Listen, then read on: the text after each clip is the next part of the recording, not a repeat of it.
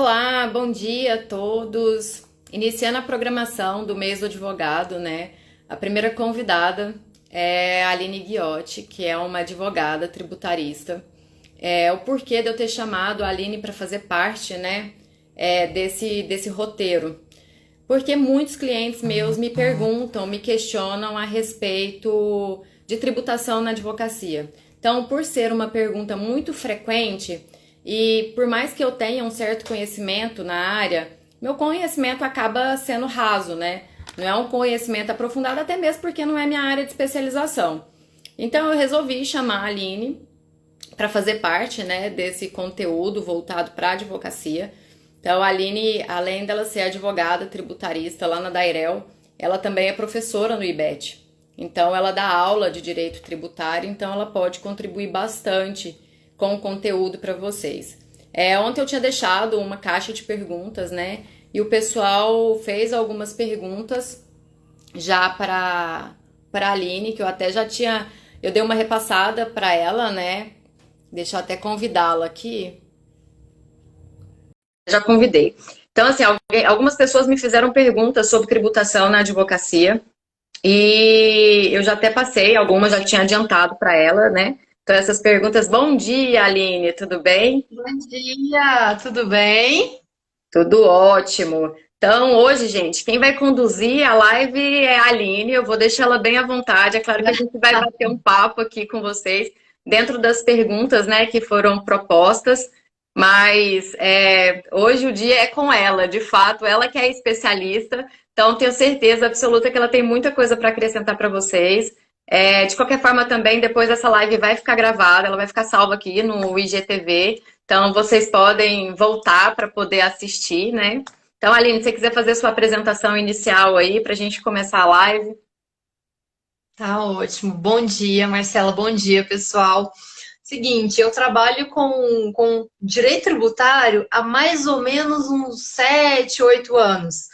E uma pergunta que eu sempre recebi, que é muito comum, é sobre a tributação. Como é que funciona a tributação de serviços no começo das carreiras?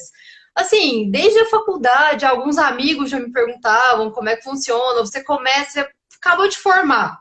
Aí você vai começar a trabalhar. Como é que funciona isso? Então, assim, essa é a pergunta mais comum que eu recebi. Eu posso dizer que é a pergunta que eu mais recebi durante toda a trajetória da advocacia.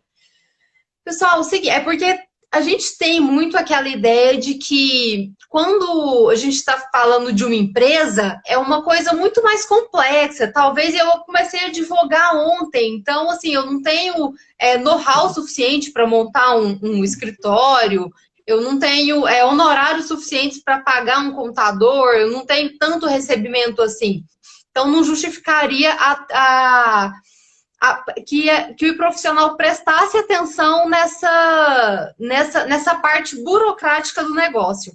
E aqui eu tô falando, a gente está falando para advogados, eu vou focar bastante em advogados, mas eu quero dizer que tudo isso que eu vou falar é para prestação de serviços em geral. Então, assim, várias pessoas já me perguntaram a mesma coisa em relação a nutricionistas que formam e abrem um consultório, né, de atendimento, psicólogos, personal trainer, porque agora com a pandemia parece que ficou muito na moda, o pessoal tem levado os alunos para praça, para alguma coisa assim, e acaba que é uma pergunta muito comum, assim, depois que ele começa a receber as mensalidades, alguma coisa assim, ou o advogado quando começa a receber os honorários, e aí, o que eu faço? Eu já tenho que montar um escritório? Eu posso continuar recebendo no meu nome, da pessoa física? Como é que funciona isso? Marcela, eu vou falando, mas se em algum momento você quiser me interromper, alguém quiser mandar alguma pergunta aí, só mandar, tá, gente? É porque eu começo a falar e vou empolgando. Aline, assim, ó, o que eu acho a observação que é interessante fazer é que os advogados, de uma maneira geral, eu acho que qualquer profissional, de uma maneira geral, eles não ficam muito preocupados com essa parte da tributação. Até eles terem que emitir ou um RPA ou uma nota fiscal. Porque vai existir aquele cliente que vai fazer essa exigência. Aí é nessa hora que ele se depara. Ele, não, peraí, é nessa hora que surge a dúvida. Até então, quando ele está fazendo a prestação de serviço e ninguém está pedindo uma nota fiscal, ninguém está exigindo isso dele, para ele está tudo tranquilo. do tipo, não, ok, não tem que dar satisfação para o fisco mesmo. Ele esquece que está fazendo toda uma movimentação bancária, né? Dinheiro está entrando, dinheiro está saindo. Ele esquece que o fisco tem acesso a essa movimentação e ele só, de fato, começa a preocupar com a parte da tributação quando ele é cobrado. Quando ele é cobrado de alguém. O problema e quando ele é cobrado da Receita Federal, por exemplo, como é que funciona isso? Quando ele é cobrado da prefeitura? Então, essa preocupação que, de uma maneira geral, o advogado ele não tem o hábito de se colocar como uma empresa ali naquele momento da prestação de serviço, né? Ele não se coloca como uma empresa, até mesmo para abrir o escritório de advocacia, ele não entende aquela organização ali como uma empresa. Ele acha que ele vai precisar de uma sala, um computador e cliente pronto. Ele tem que fazer toda essa projeção, ele tem que fazer todo esse planejamento do negócio dele, não faz. Então, ele vê tudo como custo. Não, isso é custo, isso é custo, isso é custo. Mas é claro que com planejamento tributário adequado, consegue mitigar muita coisa. Você consegue ali fazer um planejamento de uma forma que você pague o que é correto sem correr nenhum tipo de risco, né, com o fisco. Era só para... Não, sem dúvida. Não, sem dúvida. O que acontece muito, quando um cliente pede uma comprovação, por exemplo, no caso, advocacia nem tanto, mas assim, tem profissionais da saúde, fisioterapeutas, por exemplo, quando eles dão a nota, aquela nota pode ser deduzida no imposto de renda. Então, assim, é muito comum que os clientes peçam um comprovante da consulta para poder deduzir no imposto de renda. E advogados, quando eles lidam com... eu estou falando, não é comum para advogado, por quê? Quando a gente lida com empresas maiores, empresas do lucro real, elas podem deduzir esses custos, essas despesas jurídicas na sua contabilidade. Elas vão deduzir o que elas pagam para os serviços jurídicos como despesa. Então, assim, quando a empresa pede algum comprovante desse, ou para um advogado, ou para qualquer outro profissional, isso chama atenção de assim, será que eu estou fazendo certo? Que é a dúvida mais comum. Será que eu estou errado? Será que eu não podia estar fazendo na pessoa física e estou fazendo errado? E outra coisa que acontece que chama a atenção dos profissionais também é em relação à declaração do imposto de renda da pessoa física. Porque a pessoa passa o ano inteiro prestando serviço e está recebendo. Igual você falou, tem dinheiro saindo, dinheiro entrando, o negócio está crescendo. E aí chega abril do próximo ano, ele tem que fazer a declaração do imposto de renda da pessoa física. Mas e aí, como é que fica essa declaração? Eu declaro no meu nome? Eu crio uma empresa agora? Como é que funciona isso? Primeira coisa, o que aconteceu no ano passado, aconteceu no ano passado. Se aconteceu na pessoa física, você tem que declarar na pessoa física. Não vale constituir uma empresa hoje para pegar aquilo que aconteceu no ano passado. Mas o seguinte, deixa eu só mostrar para vocês como é que funciona essa tributação da pessoa física. Para começar, a pessoa que quer trabalhar na pessoa física, quer trabalhar... eu sou advogada, eu quero continuar atuando aqui, prestando meu serviço, não quero nenhum escritório, não quero nada. Só quero continuar trabalhando normal aqui, do jeito que eu sempre fiz. Pode, tranquilo. Só que você vai se submeter à tributação de uma pessoa física normal. Você, lá na declaração do imposto de renda, vai declarar que é um profissional autônomo, mas vai submeter a tabela regressiva do imposto de renda, a tabela progressiva do imposto de renda. E a tabela progressiva do imposto de renda, a partir de mais ou menos R$ 4.700, R$ 4.600 por mês, ela já te joga na alíquota máxima do imposto de renda, o que significa que você vai pagar 27,5% sobre tudo aquilo que você receber. Então, assim, é uma tributação que, na prática, para um profissional autônomo, ela costuma ficar muito cara. Assim, é uma dúvida que eu recebo muito dos estudantes de direito, normalmente dos meus estagiários, né, estagiários lá do escritório, que vão formar, e aí eles já perguntam, mas eu tenho, então, para não ficar nessa alíquota máxima do imposto de renda, eu já tenho que fazer uma pessoa jurídica, eu já tenho que entrar no escritório, numa empresa, como é que funciona?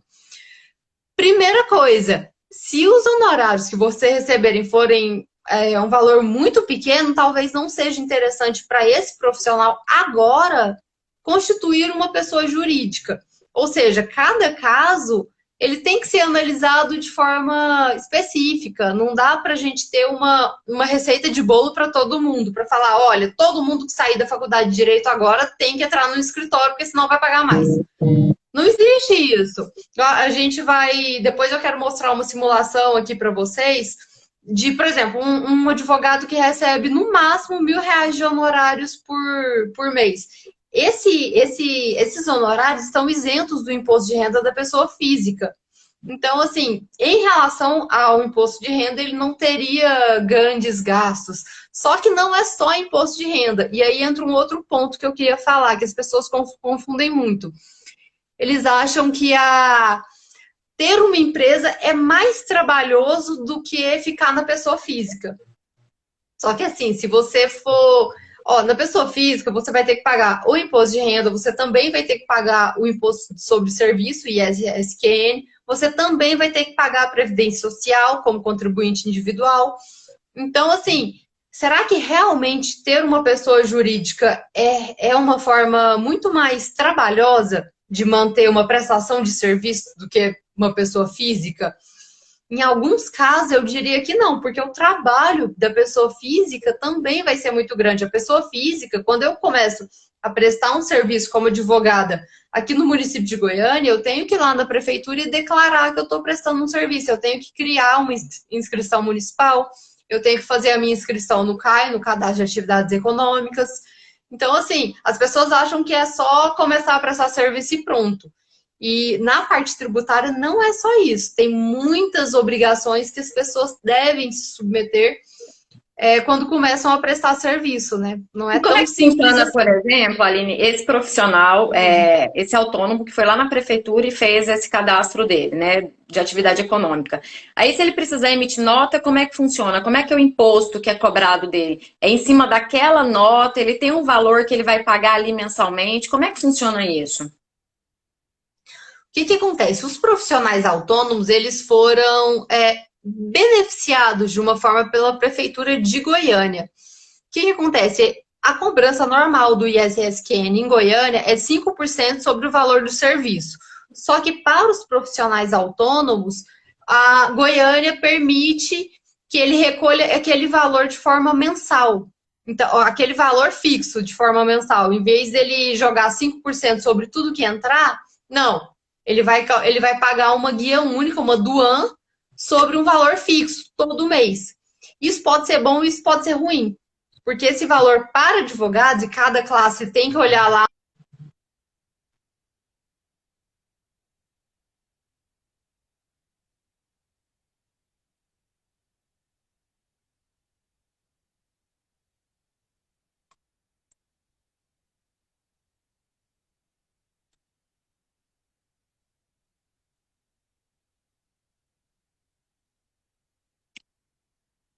Eu acho que a internet da Aline tranquila aqui, acabei de testar. Olha, a Aline saiu, vamos esperar ela voltar. Acho que a internet dela caiu. Vamos esperar só mais um pouquinho que eu convido ela novamente aqui.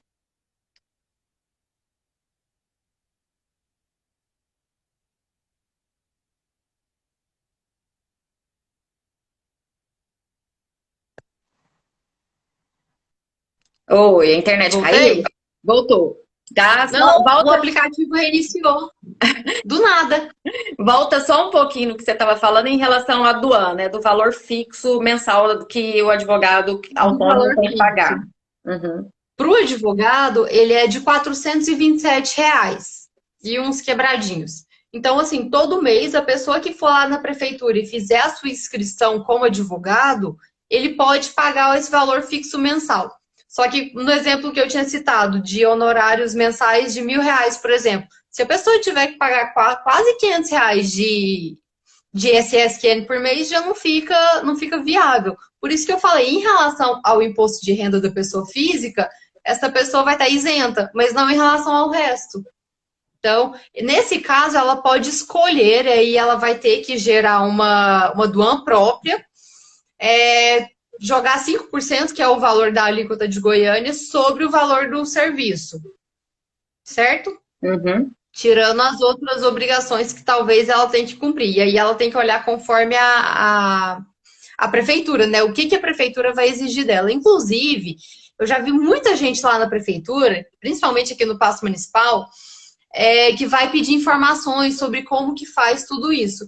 O pessoal que atende lá na prefeitura, embora assim, eles tentem ajudar, muitas vezes eles não conseguem.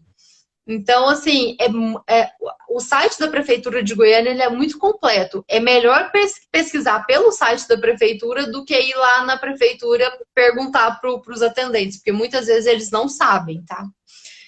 Mas então, olha só nessa pessoa física que a gente está falando, esse profissional autônomo, ele teria que pagar o imposto de renda da pessoa física e quando ele recebe mais ou menos R$ 1.900 por mês, um pouquinho mais que isso, ele já está sujeito ao imposto de renda da pessoa física. Então, ele já tem que começar a pagar. Ele vai ter que pagar o ISS-QN e ele vai ter que contribuir para a Previdência Social como contribuinte individual. Então, assim, talvez não são poucas obrigações como as pessoas pensam, e talvez quando você soma tudo, isso fica muito mais caro do que se ele constituísse uma pessoa jurídica. Por isso que grande parte das pessoas acabam constituindo uma PJ. Inclusive, isso é uma realidade no Brasil, não só para os advogados, mas para praticamente todas as áreas. Por isso que eu falei que essa nossa live, embora a gente foque na advocacia, ela Ela vai serve para servir para outras profissões. tributação de serviço em geral, porque para começar que a dúvida é a mesma. Quando eu saio de uma faculdade ou quando eu começo a prestar um serviço, o que eu tenho que fazer? O advogado tem essa mesma dúvida. E essa questão, eu mantenho tudo na pessoa física ou na pessoa jurídica? Às vezes, Nem assim, a sempre manter vantagem tudo na... e as vantagens de outros Ah, profissionais, Aline, pode ser também a criação de uma MEI, né, que facilita bastante e o advogado não ter essa opção. Então, a MEI é uma isso. opção barata para profissionais de outras áreas, que para o advogado, coitado, não tem essa opção, então tem que partir mesmo ou para uma sociedade unipessoal ou para uma sociedade simples, né, com outros profissionais fazendo parte ali daquele corpo societário. Então, isso acho que dificulta um pouco também, né? Acho que tinha que criar também, porque eles têm que pensar nesse advogado também, início de carreira, para diminuir também, para criar um certo benefício para advogado em início de carreira. Então, vamos criar uma MEI para o advogado, para facilitar um pouco, né? Não, tinha, quando saiu no ano passado, salvo engano, foi aprovada, né, a lei da sociedade unipessoal. Todo mundo ficou numa expectativa tão grande de sair o MEI para o advogado, porque resolveria tantos problemas, mas não saiu. Inclusive, eu queria ressaltar isso. Tem muita gente que me pergunta, porque todo mundo, acho que a grande maioria das pessoas começa a procurar um pouquinho sobre constituição de empresa, vê que o MEI é muito barato. E realmente, o MEI, gente, o MEI é muito barato para se manter. Muito. Só que tanto é que no MEI, normalmente, numa situação mais cara, você paga R$ 50 por mês, Sim. independente do faturamento. Então, assim, a Mas aí tem um única limite, né? Aí restrição o MEI tem um limite de faturamento, é 80 e poucos mil ano. é Então 81 fica mil. ali, então fica ali em torno de 6 mil e pouco por mês, né? Mais ou menos isso. Então, dentro desse patamar ali, daquela emissão de nota, o que você paga é um valor fixo, e o valor da declaração do MEI anual é de R$ 250. É a taxa que paga para fazer a declaração. Ai, Então é muito barato. Se tivesse isso para advocacia, resolvia muita coisa. Você viu que a Ana Flávia nossa, mandou um beijo aí pra gente? Você viu, Aline? A Ana Flávia entrou, elogiou a gente. Ana Flávia, beijo pra você, boa semana. que linda! Saudades dela. É. Ai, gente, mas então, o MEI Não, era É o meu melhor dos sonho mundos, assim. saísse, porque o que mais acontece são as pessoas, porque eu fico com muita dó, porque eu recebo muito essas perguntas do estudante de direito que está saindo da faculdade e como é que ele faz, o que que ele pode fazer para começar a atuar. Se ele pudesse constituir um MEI, seria a saída de todos os problemas, até ele poder se estabelecer, pesquisar direito como é que funciona a tributação das empresas em geral. Mas enfim, gente, não é permitido.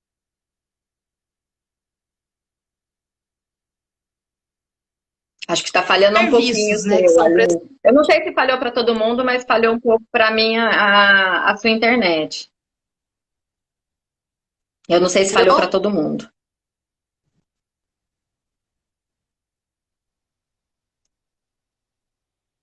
Tá indo agora? Deu certo?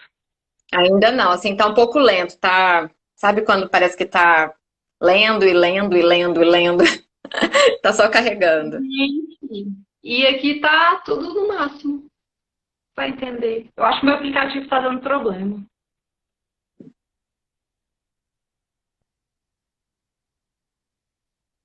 Voltou?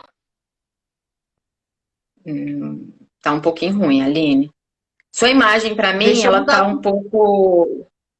Sua imagem para mim, ela tá um pouco falhada. Deixa eu mudar pro 4G.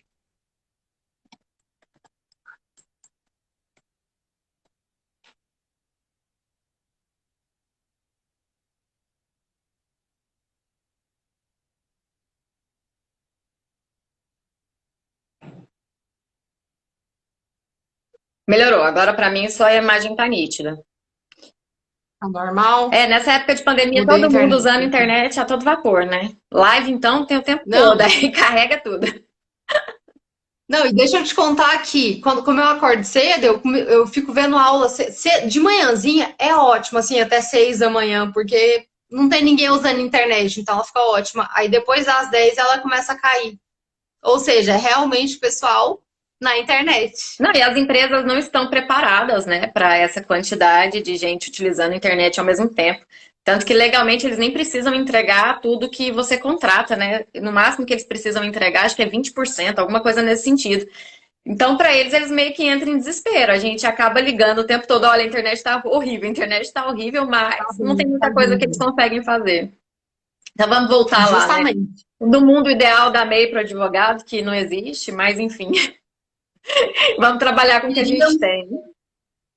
É, o que sobra para o advogado? Normalmente, todo mundo conhece são os escritórios de advocacia que são constituídos por meio de sociedade simples, né? O que é uma sociedade simples? É uma sociedade, ou seja, duas ou mais pessoas que vão prestar um serviço. Basicamente isso. E aqui eu tenho que chamar a atenção pelo seguinte: a advocacia, o código de ética da OAB, ele não permite a mercantilização da advocacia. Então, assim, você não pode simplesmente constituir uma empresa, uma sociedade limitada para prestar serviços jurídicos. Né? A gente tem essa restrição, por isso que eu disse que não é só a tributação que chama a atenção do profissional que está começando também, mas também as limitações de cada segmento, né, de serviço. E no caso da advocacia, vem a OAB. Então, assim, é bom quando a pessoa começa a atuar, ela já começa a ver não só a melhor forma de constituição de uma empresa, de tributação, mas também essas restrições do próprio conselho, né? Tem que dar uma olhada nisso aí. E o que acontece? A gente tem a sociedade simples, normalmente, da advocacia, só que a partir do ano passado, e antes tinha sido aprovada a medida provisória também, sobre a sociedade unipessoal. A sociedade unipessoal, achei muito bom, porque assim, o nome chamou muita atenção, todo mundo ficou conversando, Sociedade sociedade unipessoal. unipessoal, né? Para começar, não é uma sociedade. Coloca uma empresa unipessoal, mas não pode chamar de empresa porque não pode ser mercantil. Então, assim, fizeram uma salada aí nessa Não, nomenclatura, né? sem dúvida, nossa. O que acontece, gente? A sociedade unipessoal e a Eireli, aqui que já existe, né? Ela é a mesma coisa. É assim, a Eireli, ela veio para substituir a empresa individual, né, para limitar a responsabilização do sócio que é o único sócio, perante o contrato da sociedade em relação a terceiros, e a sociedade unipessoal também.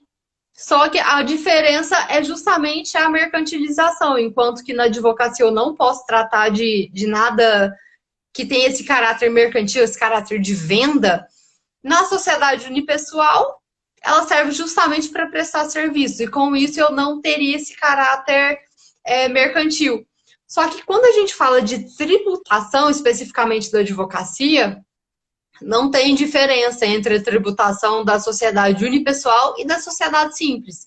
A grande diferença, o que faz diferença mesmo para uma empresa ser uma sociedade unipessoal ou ser uma sociedade simples, é o número de sócios. Sociedade unipessoal, eu vou trabalhar sozinha. Numa sociedade simples, eu e a Marcela vamos advogar juntas. Pronto. É só isso.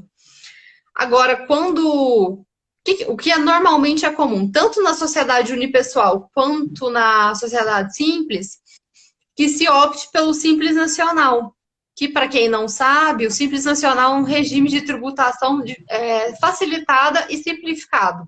Então, você pega todo aquele sistema tributário complexo brasileiro e tenta simplificar para algumas empresas, que são as micros e pequenas empresas. E as EIRELs, sociedades unipessoais, elas, caso se enquadrem, né, em micro ou pequenas empresas, elas podem optar pelo Simples Nacional. Só que o Simples Nacional hoje, ele está com um teto de faturamento de 4 milhões e 800 no ano.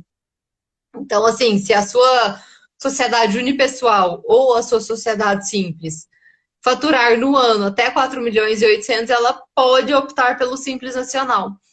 E o Simples Nacional, ele é um sistema tributário que vai facilitar a tributação e vai tornar a tributação um pouco menos onerosa, digamos assim. O que acontece no Simples? Ao invés da empresa pagar várias guias, todos aqueles impostos apurados de forma separada, vai lá e paga cada um todo mês. Não, no Simples Nacional você vai pagar uma única guia sobre o faturamento mensal. Então, todo mês você vai fazer a declaração do Simples Nacional e vai pagar uma única guia. O que acontece? Que eu acho que é o caso da maioria dos escritórios do Brasil. Quer dizer, talvez não seja a maioria, né? Deixa eu achar aqui. Se você faturar até 180 mil reais, né, que normalmente não é um caso de uma pessoa que acabou de sair da faculdade, mas já é o caso de vários escritórios. Se você fatura até 180 mil no ano, você vai pagar uma alíquota única total de 4,5%. Então, assim, a tributação que a gente estava falando lá da pessoa física, do 27,5%, mais contribuição previdenciária, mais o imposto de renda imposto de renda, o ISS-QN, o imposto sobre serviço, você joga tudo isso dentro dessa alíquota única de 4,5%. Então, ela acaba ficando mais barata. O que acontece, e isso, gente, eu tô falando assim, para as empresas, para os escritórios que vão faturar até 180 mil reais no ano, mas olha só, de 180 mil a 360 mil reais no ano, a alíquota sobe para 9%. De 720 mil a 1 milhão e 800, a alíquota sobe para 14%. Então, assim, ainda nessas faixas mais caras, a alíquota, ela ainda acaba compensando. Agora, é lógico que o escritório, quando ele começa a faturar mais do que isso, quando ele faz parte ali das últimas faixas do Simples Nacional, por exemplo, se ele faturar entre 3 milhões e 600 e 4 milhões e 800 no ano, a alíquota dele sobe para 33%. Nesses casos, a gente tem que dar uma olhada, tem que fazer simulações, sim, porque nesses casos, a alíquota de 33%, considerando assim, uma empresa comum do lucro presumido, que seria a próxima faixa de tributação, digamos assim, ele tem uma alíquota de 34% relativa apenas a imposto de renda da pessoa jurídica e contribuição social sobre o lucro líquido. Quando uma pessoa um pouco mais leiga olha para esses números, logo pensa, né?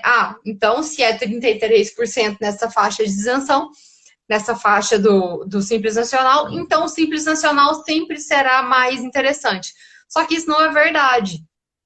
Porque quando a gente fala de lucro presumido, eu falo que eu estou tributando o lucro da empresa. Então, eu vou pegar todo o recebimento dela, o faturamento dela, jogar uma alíquota de presunção de lucro, que normalmente, no caso de prestação de serviço, é de 32%, e aí, sobre o resultado dessa presunção de lucro, eu tributo, eu jogo esses 34%, por exemplo.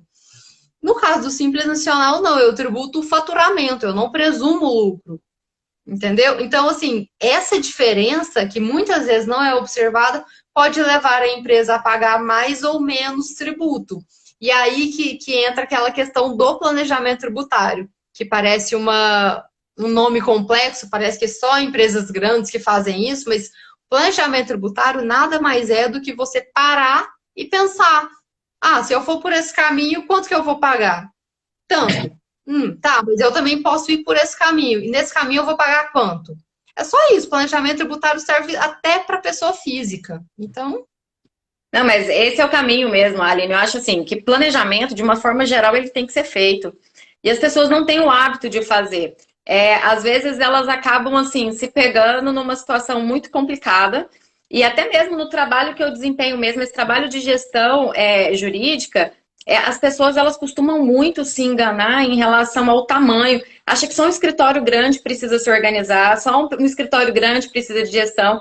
E até quando você trabalha ali como um profissional autônomo, você já pode começar de uma forma organizada. Você já pode ali criar todos os seus processos, os seus fluxos de procedimentos. Então, faz um planejamento até em relação às suas metas. Ok, hoje você está autônomo, mas você quer crescer? Você tem intenção? Então, você tem um software de gestão? Então, tudo aquilo ali tem que ser analisado, entendeu? E as pessoas acham que o nome é muito chique, né? Planejamento tributário. Como eu, um profissional autônomo, um profissional liberal, vou fazer um planejamento tributário. E é muito mais simples do que o nome representa, do que o peso do nome representa. Até mesmo porque essa parte tributária acaba sendo tabu para muita gente. Porque o Brasil tem imposto demais. Então, para o empresário, a carga tributária é muito pesada. É muito pesada. Então, assim, pessoas próximas que têm empresa, eles falam: olha, Marcela, parece que eu tenho que trabalhar pelo menos uns 4 ou 5 meses do ano só para pagar imposto. Então, quando começa a essa chegar, assim, ó, pega o lucro da empresa, começa a ver assim, nossa, quanto que eu vou sair? Não, aí começa a chegar as guias dos impostos que tem que pagar. Então, a pessoa vai é justamente. assustando. Então, essa questão tributária acaba que para o Brasil é um país que você não vê muito retorno disso, né? Então, existe sempre aquela imagem, a pessoa assim, não, eu vou sonegar, vou sonegar, vou sonegar, vou sonegar, e se algum dia a pessoa, se o fisco me pegar, ok, eu resolvo a situação.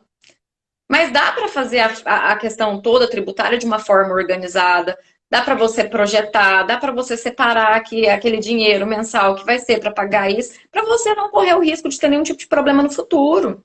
Então, falta muito essa parte, assim, eu acho que é muita questão do brasileiro, é cultural do brasileiro, né, de querer sempre dar um jeitinho. Não, no jeitinho, não, vou no jeitinho, mas quando o fisco vem, não dá para você dar o jeitinho. Ou você resolve a Não. situação, ou não resolve. Às vezes pode ficar muito mais caro, muito mais pesado. Então, você falou pra gente que fez uma simulação, né? Por exemplo, vamos supor que o advogado ele ganhou R$ 1.000. Quanto ele ficaria para ele, assim? Qual que seria o lucro líquido dele em cima de R$ 1.000? Tá, deixa eu só falar antes de te responder sobre a carga tributária, já que eu trabalho só com a tributação, né? Seguinte, o Brasil ele tem uma das maiores cargas tributárias do mundo. Isso independente, porque muita gente pensa assim, é muito alta a nossa tributação para quão pouco nós recebemos de volta, né? E assim, de fato é. Só que o problema do Brasil não é só a falta do retorno que a gente tem, é a própria carga tributária e a própria dificuldade do sistema tributário brasileiro de compreensão. Algumas semanas atrás, semana retrasada, salvo engano, o ministro Paulo Guedes, do governo, enviou ao Congresso o primeiro ponto da proposta de reforma tributária deles. E o que a gente viu, sem entrar direito no que eles apresentaram, o que mais foi visto foram as pessoas tendo dificuldade para entender qual que era o que ele ia tributar, o que ele estava mudando. Então, assim, se a proposta de simplificação tributária já é difícil de É entender, complexa. vai resolver alguma coisa?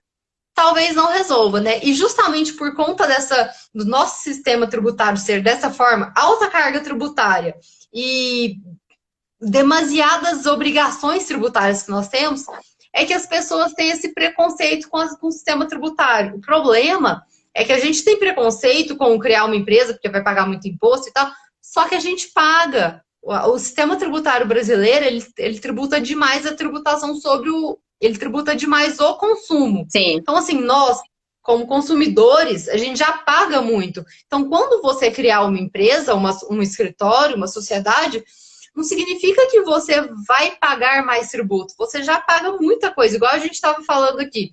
Se eu mantenho a minha prestação de serviço na pessoa física, eu vou pagar imposto. Se eu colocar na pessoa jurídica, eu também vou pagar imposto. Então, assim, de qualquer forma, eu vou pagar imposto. Só que o que eu acho extremamente importante, imprescindível para todo mundo, entenda um pouquinho do sistema tributário brasileiro. Não precisa entender de uma forma aprofundada, mas entenda, igual esse bate-papo que a gente está tendo. Entenda que você manter a sua prestação de serviço na pessoa física, você vai pagar, e você criar um escritório, uma sociedade simples, uma sociedade unipessoal, você vai pagar imposto. Então, as pessoas, elas têm que entender que, assim, elas vão pagar, e justamente por terem que pagar, por serem obrigadas a pagar, é que elas têm que demonstrar algum interesse no sistema tributário como um todo. Agora vamos para a simulação, né, dos R$ 1.000. Tem que ter o mínimo de conhecimento, né, Aline? O mínimo é imprescindível que a pessoa tenha. Não precisa ser especialista, né? Mas precisa pelo menos saber o rumo ali, saber exatamente o que você está pagando. Eu acho que isso não é muito da cultura. Eu acho até assim, ó, a gente vive num sistema em que os nossos governantes, eles não estão muito interessados em criar uma sociedade que tenha um senso crítico, que consiga analisar com uma certa profundidade, até mesmo para não ter questionamento, né? Se a sociedade tem informação demais, tem acesso à informação demais, acaba que ela vai começar a ter um senso crítico sobre aquilo, né? Vai começar a questionar. E eu acho que não é interessante para os nossos governantes que isso aconteça, né? Então, de repente, eu vou ali pegar um produto e aquele produto está ali discriminado, tudo que eu estou pagando de imposto, então eu vou ter acesso exatamente ao valor real daquele produto sem o imposto. Então, para os nossos governantes isso não é interessante. Talvez por isso eles criem essa carga tributária tão complexa, assim, uma compreensão tão difícil, justamente por conta disso. Porque a sociedade só paga sem entender o que ela está pagando, o porquê de estar pagando. Justamente. É muito. Acho que todo mundo que já foi nos Estados Unidos já reparou que lá, quando você vai comprar alguma coisa, a tributação está separada. Então, eu vou comprar sei lá, uma água. E uma água custa $1. Eu vi lá, mas quando eu vou no caixa, eu vou pagar 1,20. Por quê? 20 centavos, 20 cents, é a tributação que está incidindo sobre aquela água. Só que no Brasil, não. No Brasil, você não tem ideia. Até porque no Brasil a gente tem... Até lá, em cada cidade é diferente a alíquota, né? Então tem uma cidade que você vai, a alíquota é X, em outra outra alíquota, então você fica ali calculando, né? No mínimo imposto. Deixa eu ver se vale a pena ou não vale a pena. Porque tudo isso tem que ser calculado.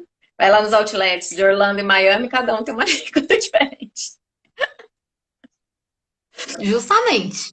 Mas pelo menos as pessoas sabem. O que eu fico... que me irrita profundamente é as pessoas não saberem. Porque, assim, a alta carga tributária, tudo bem, mas você sabe. Por exemplo, por que a gasolina é mais cara que o álcool? Por quê? Você sabe, entendeu? Tem essas discussões que, igual você falou, os governantes não estão tão interessados em que as pessoas entendam essa carga tributária. Só que quando você vai abrir uma empresa, um MEI, um escritório, você tem que entender um pouquinho da tributação daquilo, porque você vai pagar. Então, assim, não tem muito como fugir, gente. A gente tem que entender um pouco da tributação do Brasil, sim. A gente vai pagar. Não tem como correr disso, né? Não. Vamos para a simulação, então. Vamos. Seguinte, pessoal. Eu simulei aqui como que ficaria quando um advogado recebe honorários mensais até R$ 1.000, tá?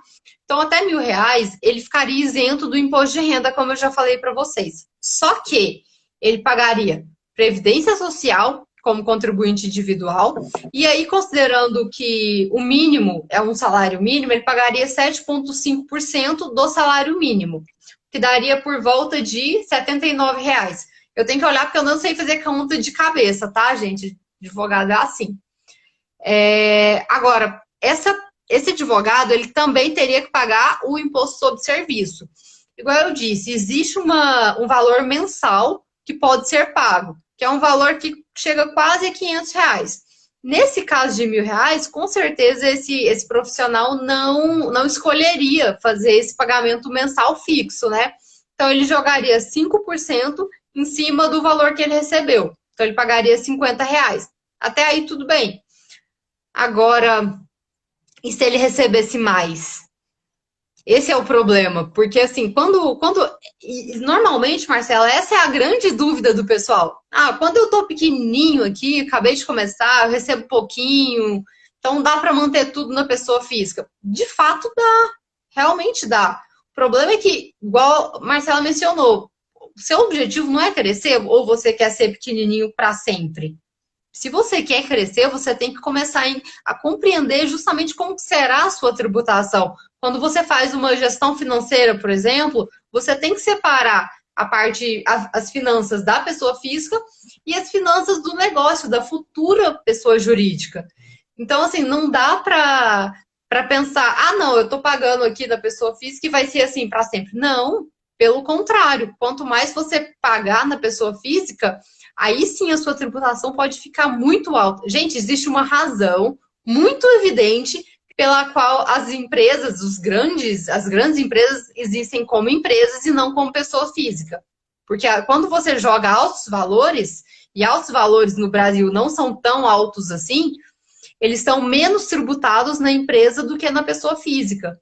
Igual eu estava mencionando, uma pessoa que recebe R$ 5.000 por mês, ela já está na alíquota máxima do imposto de renda da pessoa física.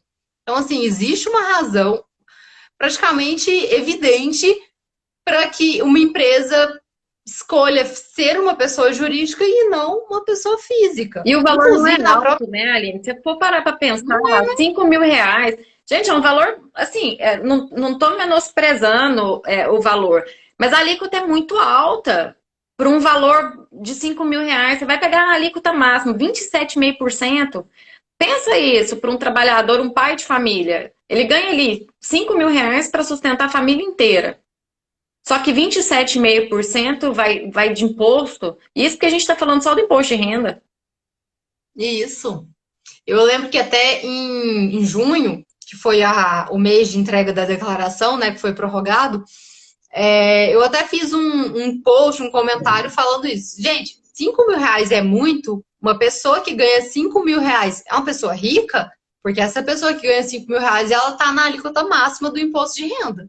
Então, assim, será que dá para colocar que ela é rica? E outra, quando a gente está tratando de prestação de serviço, eu falo, a pessoa recebeu 5.000 de honorários.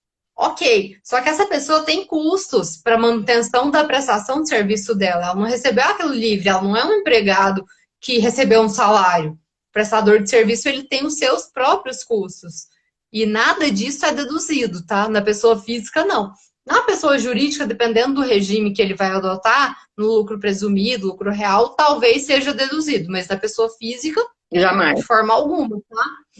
Então, assim, R$ 5.000, gente, 5.000 sobre faturamento, sobre a tributação sobre faturamento, não é tributação sobre o lucro, você não tá levando em conta todos os gastos que você teve para ganhar aqueles R$ 5.000.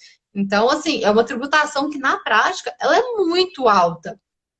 Pegando aqui o exemplo de R$ 5.000. Na pessoa física, ela já vai para a alíquota máxima dos 27,5%. Ou seja, ela pagaria por volta de R$ 1.375 só de imposto de renda. Só que aí, além disso, ela teria que pagar a Previdência Social, e aí jogando a alíquota Aí ela fica maior, porque a Previdência Social ela tem mais alíquotas. Mas daria uma contribuição de R$ 700.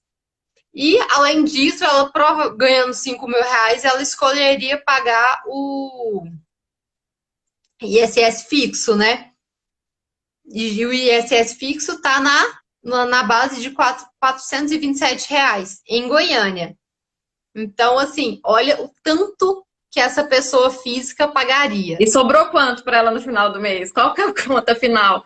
É muito alto, é muito caro. Então, assim, tem que fazer um planejamento mesmo, tem que verificar o que que vale a pena e o que que não vale a pena, né, Aline?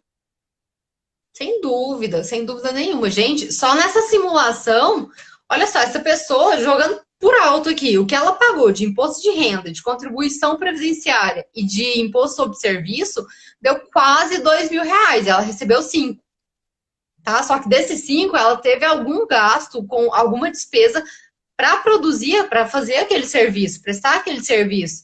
Então, na verdade, quanto teria sobrado para ela? Qual que seria o lucro? Esse é o problema do Brasil. O foco está muito mais em tributar o faturamento, o recebimento, do que o lucro. Porque o lucro, realmente, o lucro é aquilo a mais. Depois de tudo que eu tive que pagar para prestar aquele serviço, eu tive um lucro. Ok. Mas, assim, e se eu tributo o faturamento, eu estou tributando até o que eu gastei para prestar aquele serviço. Até despesa. Caro. E se fosse, por exemplo, nessa mesma simulação, se fosse uma PJ? A gente, por exemplo, vai para uma sociedade unipessoal que faturou 5.000 por mês, certo? O faturamento anual dela está bem abaixo de 180 mil, né? Sim. Que é a alíquota.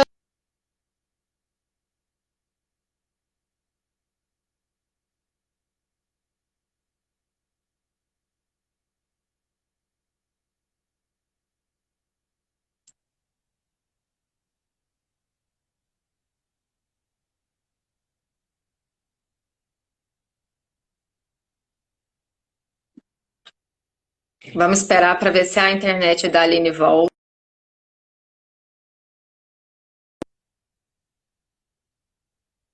Ó, já entrou de novo aqui.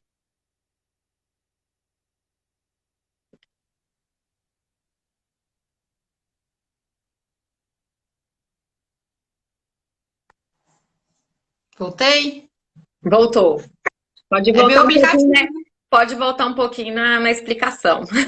Seu aplicativo que está te derrubando? Porque pra gente aparece como se fosse a internet que tivesse com sinal ruim. Não, o aplicativo reinicia, ele fecha do nada. Não sei por quê, depois vou olhar. Seguinte, a gente tá falando do onde que eu parei? Estava falando agora em relação a PJ, né? Se fosse 5.000, que está bem abaixo dos 180 anuais. Isso, essa pessoa faturando R$ 5.000 ou 180 mil no ano, ela vai na faixa mínima do Simples Nacional. Então, ela vai pagar 4,5%. Então, assim, gente, 4,5% perto de tudo isso que a gente falou, não vai chegar a nada, né? Não tem comparação. Quando você pega. Quando a gente fala só de imposto de renda, acho que o imposto de renda já assusta muito, né? De uma maneira geral. Qual que é a alíquota do imposto de renda, por exemplo, na PJ?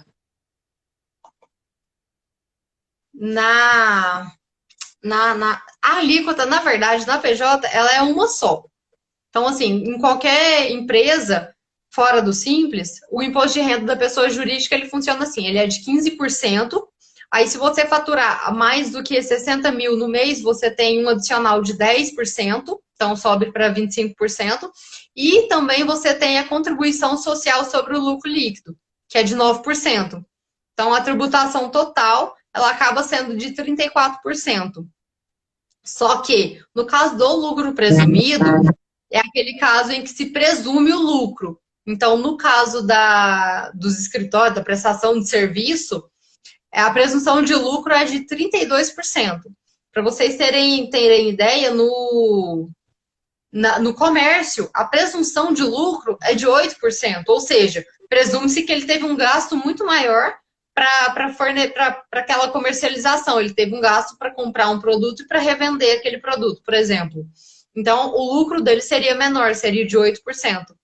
Entendeu? Entendi. Agora, igual no lucro presumido, a gente tem essa presunção do lucro de 32% na prestação de serviço, mas se a gente está falando de uma empresa do lucro real, normalmente são empresas que faturam mais do que 78 milhões no ano, elas podem deduzir despesas. Então, a alíquota fica sendo a mesma, só que elas vão poder deduzir todas as despesas que elas tiverem.